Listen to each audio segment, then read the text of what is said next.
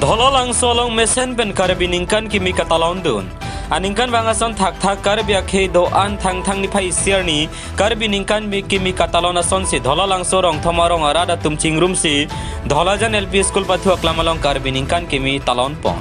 La solong ason kapathula pen karbi jutang jubad alam hei sitame chethan pon padu sonse ke pathu ke thek la pen kache pahai duna to phan nong i sitame pajir pon la sonse rong thomarong asar pen chenglok aklimang par ki bi ke thila pen risoy jang atum chetong nun se mesen pen karbi ningkan kimi talon pon chuki hola pen amir son terang nang ke lo birta malong news.